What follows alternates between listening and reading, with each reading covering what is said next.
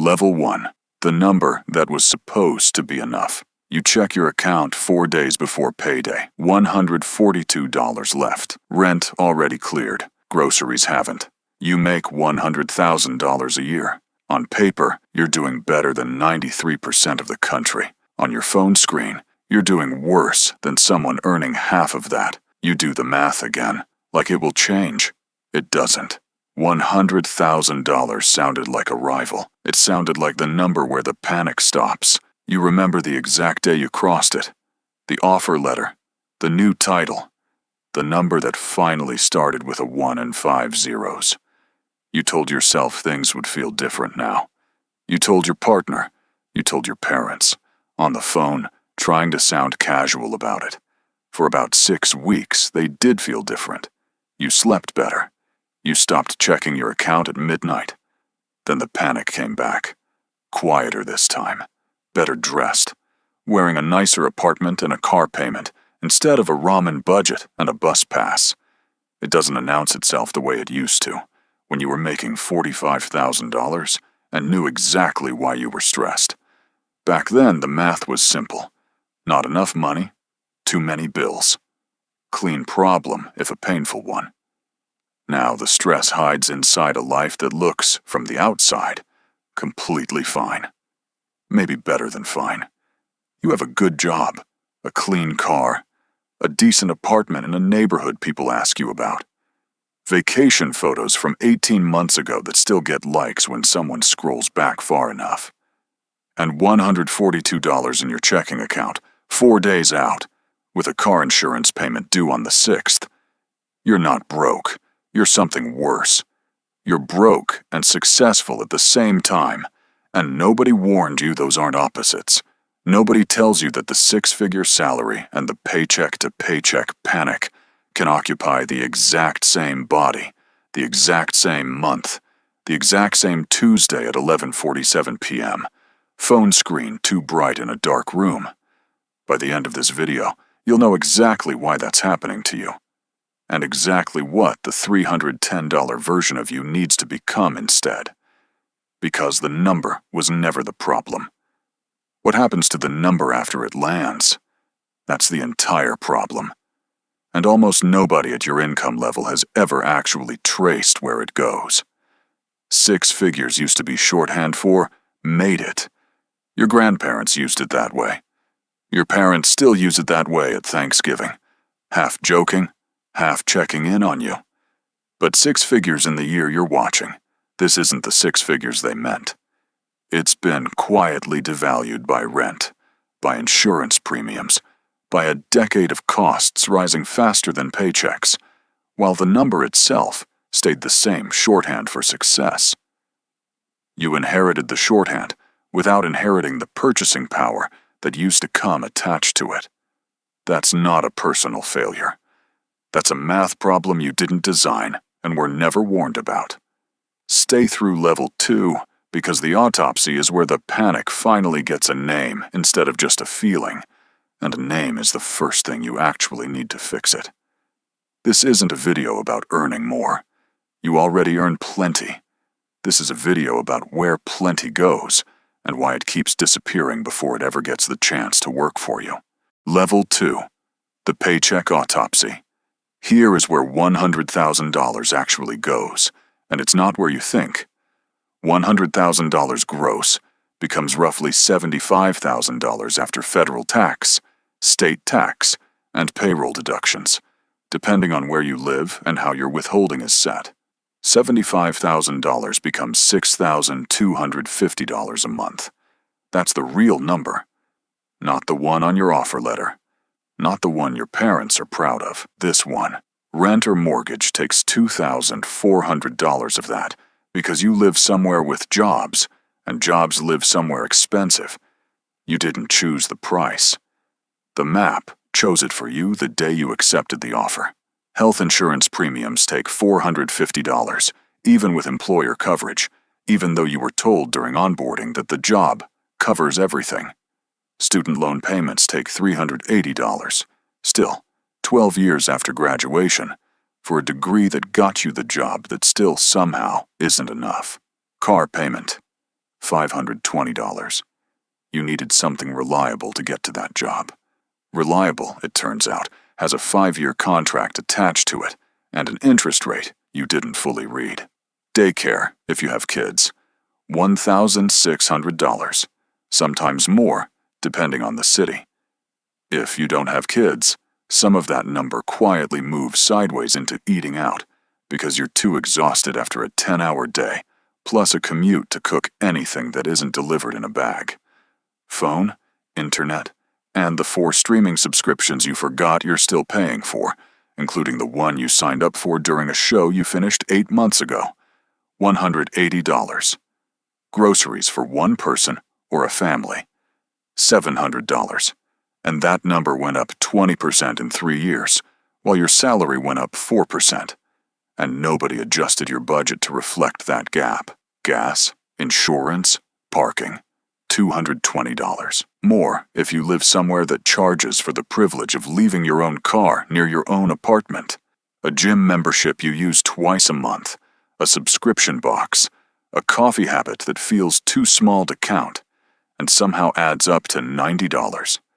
Call it $150 in things that individually feel harmless. Added up, actually added up, on paper. The way you never do until a video makes you sit still long enough to do it. By the time all of it clears, you have $310 left. Not $310 a week, $310 a month, $310 to save, invest, cover a copay, or absorb literally anything that goes wrong in the next 30 days. One flat tire away from zero. One dentist visit away from the credit card.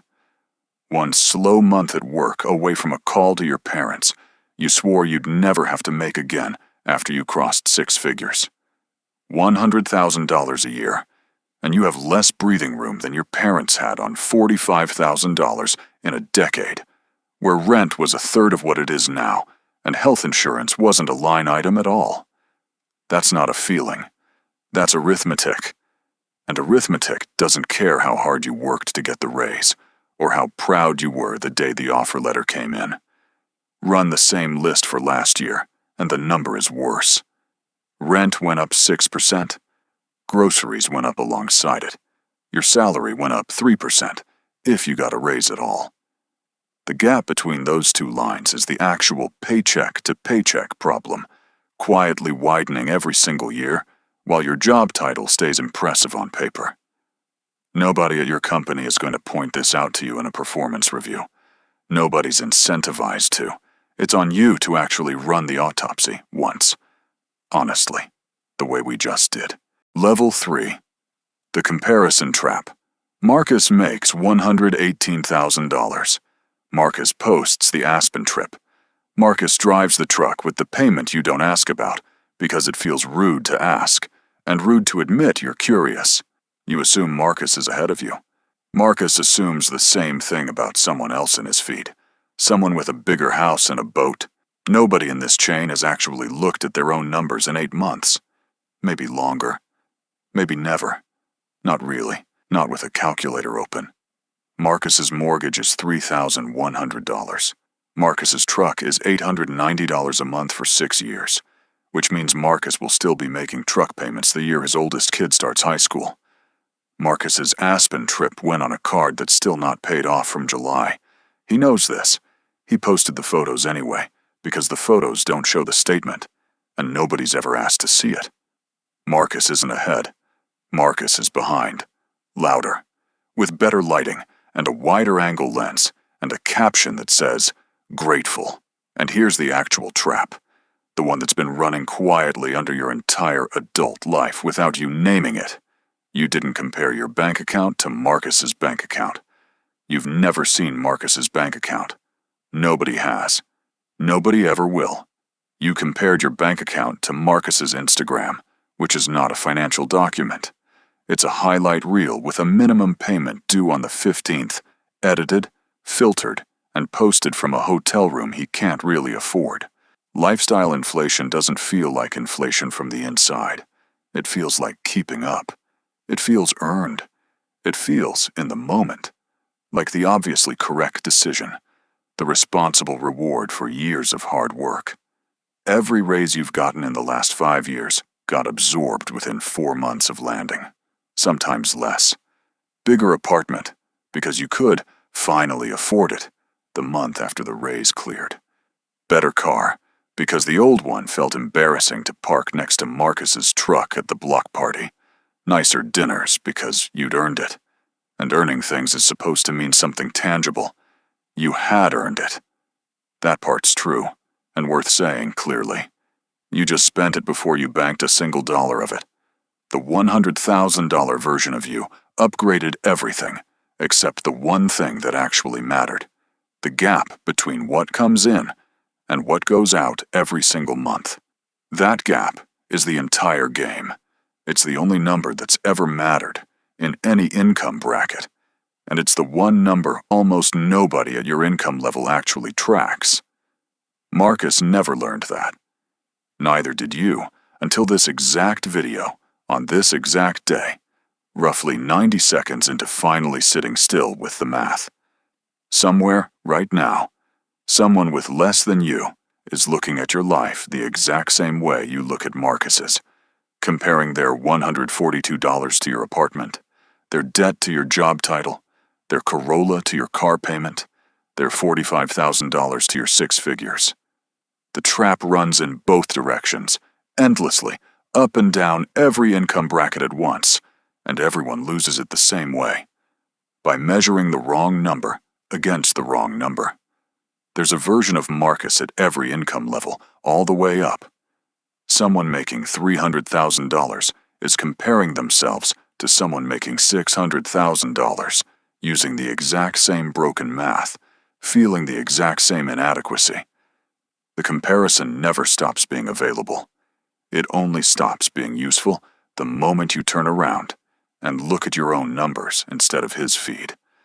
That turn is the entire unlock. Nobody's coming to make you do it. It has to be a decision, made once, ideally right now. Ideally before you close this video and open his profile out of habit. Level 4. Debt disguised as success. Now meet Jake. Jake makes $68,000. Jake drives a 2016 Corolla with 140,000 miles on it, and a check engine light he's been meaning to look at since spring. Jake has $31,000 in a brokerage account and no car payment, and nobody at the office knows either of those things. On paper, next to you, Jake looks like he's behind. Jake is not behind. Jake is quietly, invisibly lapping you.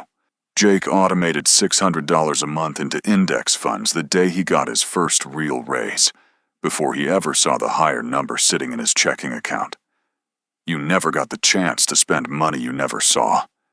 Jake built that on purpose, on a random Tuesday afternoon, in about 4 minutes, inside his banking app, and then never thought about it again. Here's the mechanism exactly, because the mechanism is the entire video. Jake's raise hit on a Friday.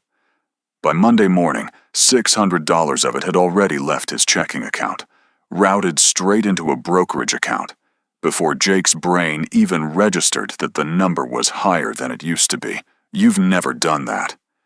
Every raise you've ever gotten landed fully visible, fully spendable, and fully spent within a season, usually on something that felt, at the time, completely reasonable and even responsible.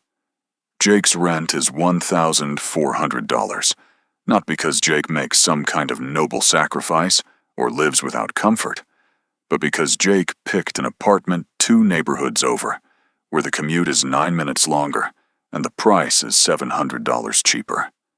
9 minutes a day. $8,400 a year. Jake did that trade-off math once, one Sunday afternoon with a spreadsheet open, and never had to revisit it. Here's the part that actually stings, the part worth pausing on. Jake's net worth is growing faster than yours, on 32% less income than you make. The difference was never income. It was never about the number printed on the offer letter, or the title on the LinkedIn profile. The difference is the 4-month window between a raise landing and your lifestyle expanding to swallow it whole, every time, without exception. Jake shortened that window to 0. You've never closed it once in your entire working life. Give Jake 10 more years at this exact pace, automated and untouched, compounding quietly in the background of an unremarkable life, and the guy in the Corolla outpaces the 6-figure earner by 6 figures, maybe considerably more once the growth really compounds. $100,000 minus no plan equals $310 left in your account, 4 days before payday, every single month, indefinitely, for as long as nothing changes. $68,000 minus a plan equals a $31,000 head start, growing on its own, whether Jake thinks about it or not, whether the market's up or down this particular week. Jake isn't smarter than you. Jake didn't get a finance degree or a secret tip from a relative who works on Wall Street. Jake just removed himself from one decision, exactly once, and let time do the rest of the work. That's the uncomfortable part of this whole story. It was never about intelligence or income. It was about a 4-minute setup, done early, versus the same 4 minutes, still undone. 5 years later. Every month you don't make that setup is a month that quietly compounds in the wrong direction, not because you're failing, but because the default setting on a paycheck is spend it, unless you personally override it. Level 5. The rebuild. Go back to your account. $142 left, 4 days before payday. That's where this started, and that's where the fix has to start too. That number didn't happen because you don't earn enough. You earn more than 93% of this country. That was never, ever the issue. It happened because every dollar above your fixed costs had a job waiting for it before you did. Marcus's version of your life, playing out in your account, with your name on it, on autopilot. The fix isn't a raise. You've had raises. 4 of them, probably, in the last 5 years. You've absorbed every single one of them in under 4 months, sometimes in under 4 weeks. The fix is the Jake move, and it is embarrassingly, almost insultingly simple. The second a dollar hits your account, it has an assignment before your lifestyle gets a single vote in the matter.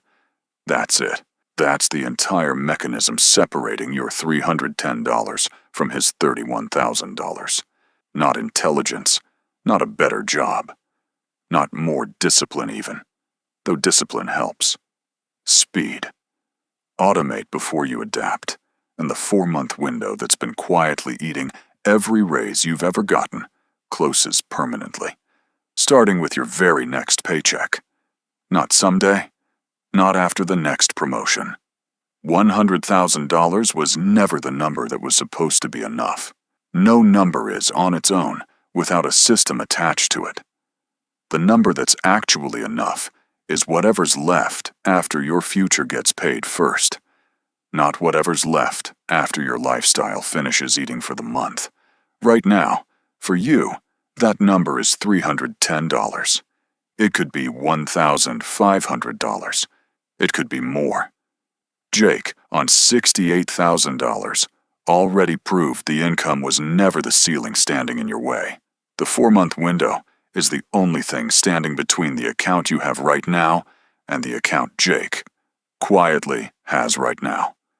Close it this week, and $100,000 stops being a number you quietly survive month after month. Open your banking app right now before you do anything else today. Set up one automatic transfer, even a small one, timed to hit the day after your paycheck lands, before you've had a chance to see the higher balance and make a plan for it. Start smaller than Jake if you have to. $200 a month beats 0. $50 a month beats 0. The size of the transfer matters far less than the fact that it happens automatically, without your permission being required each time. A year from now, there will be 2 versions of you watching this exact video back. One made the transfer today and barely noticed the money was gone. The other watched, agreed with everything, and did nothing, and is still checking their account 4 days before payday, still doing the same math, still getting the same answer. It starts being the number that finally, actually, works for you.